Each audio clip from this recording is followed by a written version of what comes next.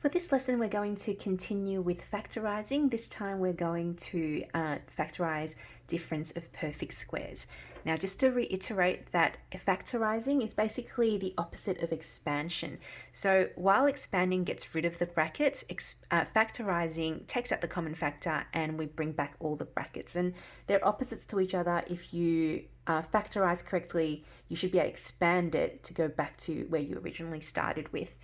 So we're going to factorise using the difference of perfect squares, and if you remember the difference of perfect squares, it's this one here. Why is it called the difference? Is because there's that negative there, and these two, a squared and b squared, are perfect squares. So if you're able to set your equation into this pattern, or into this a squared minus b squared, so something squared minus something squared, then you should be able to easily factorise it into this thing here at the top. So your factors would just be written as such. So I'm going to take you through these 5 examples using the difference of perfect squares to factorize. So here we are going to factorize. So for first and foremost important thing that you have to do is to make your equation look like this one up here. So it has to be something squared minus something squared. So here we've got x squared minus, well, we can write 4 as a squared number, can't we? We can write it as 2 squared. So we have x squared minus 2 squared. So now we have your a squared minus b squared, just like that. And all you do now is fill this portion in. So it says that the factors would be a plus b. So it'll be, so your x is your a and your 2 is your b. You literally just fill it in. So a is x plus b is 2, then x minus 2. X plus 2, x minus 2. And it doesn't matter whether you put x minus 2 first before you put x plus 2. Even if you switch it around, the answer would be exactly the same.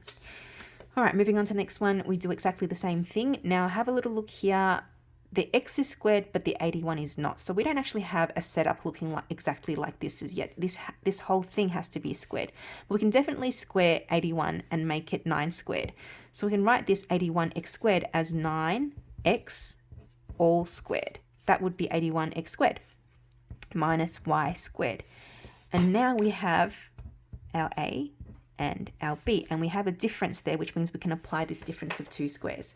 So then we just fill this in. That would be 9x plus y and 9x minus y. Okay. Next one over here. It looks tricky, but it isn't. We've got a square here, so this will be our a, and here we can make it into a square number. We can make that as 2 squared, and that number 2 is going to be our b. So then we can write it as that. So that would be, a would be x minus 1 plus 2, and then it'll be x minus 1 minus 2. And then make sure you simplify what you can. So that would be minus 1 plus 2 is plus 1, x plus 1, and then that will be x minus 3. So that is your answer right there. Over to the next one. So this one's quite like that one there, where we've got the a that's squared, but the 9 is not. So let's try and square the 9. 9 can be written as 3 squared. So then we can write that as 3a all squared. And 25 can be written as 5 squared. So there we have it. We've got our a, so 3a is our a and 5 is our b. Then all you do is write it in that format. So it'll be 3a minus 5 and 3a plus 5. And as I said, it doesn't not matter where you put the plus and the minus as long as you have one of each.